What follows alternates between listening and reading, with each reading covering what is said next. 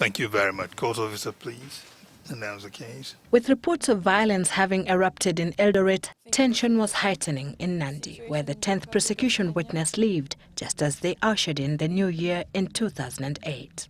Persons number 4 and 5 started telling people that they were going to go to Nandi Hills. It was the government's suggestion, as I said. Persons number 4 and 5 were the leaders, and we didn't know what we were going to do.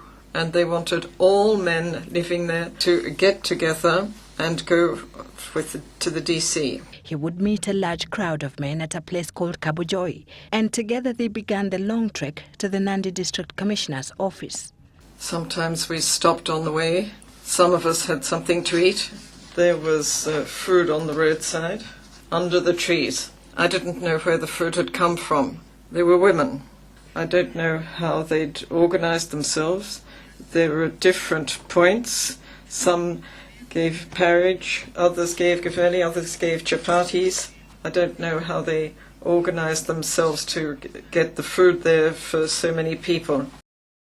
Did you have to pay for the food? There was no money involved. Anyone who was hungry could stop and eat and then keep on going. A larger crowd had already gathered by the time they arrived at Nandi Hills. The head of the Nandi Hills Police turned up.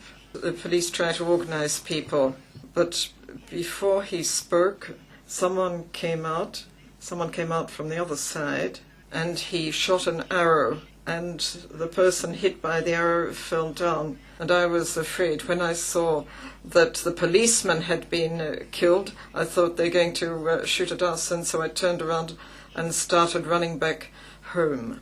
The post-election violence officially began in Nandi Hills at that moment.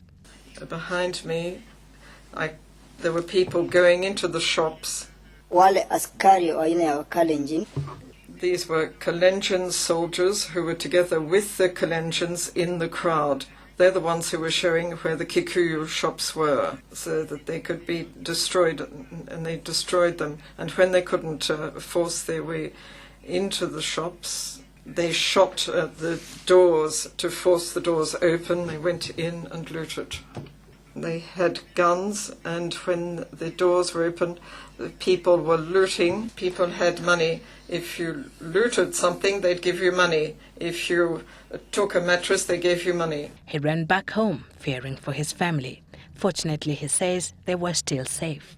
Wakati nilikuwa nimepeleka watoto mara ya kwanza, namba 8, nikirudi nilikuta barabara imewashwa moto, imewekwa vizuizi na watu wanangoja hapo.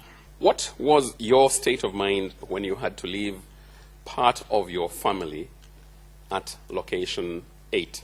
Nilikuwa nahofia sana hali ya maisha ya watoto wangu ambao wamebaki nyuma. Na nikasema wacha niende tu, hata kama mambo ni mbaya, nikiwawa nitawawa na watoto wangu huko. Ilikuwa wakati wangu mgumu sana katika maisha. Manake hakuna chombo yoyote ya usafiri ilikuwa natembea kwa mguu. Alafu baadaye nakuta vizuizi njiani ambavyo vilikuwa hatari. Alafu tena ndani ya moyo wangu nilikuwa nawaza wale watoto niliwacha huko, sijui wako hai ama wako vipi. Kwa yote nilipiga moyo konde, nikasema nitafika tu. Kama Mungu amependa, siwezi kukubali kufa huko peke yao.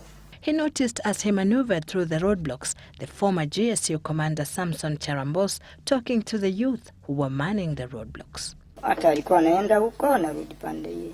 Peke yake gari yake ndiko natembea hiyo njia. When he got home, he was lucky again to find his children alive and well. He quickly set forth to join the rest of the family, and since then he has never returned home. Haya maneno yameniathiri sana, mimi binafsi, kifamilia na kijamii. Yamenifanya nimekuwa mkimbizi katika nchi yangu. Yamenifanya sina amani katika maisha yangu. Yamenirudisha nyuma kiwango ambacho nilikuwa nimetoka miaka mingi. Na yamenifanya hata watoto wangu kupata elimu vizuri na kwa tabu. Naishi maisha ya kuhofia. Sijui kesho itakuwaje. It is after all this had unfolded that he came to understand the meaning of what he claims Deputy President William Ruto had stated during a rally about a month before the 2007 general election took place.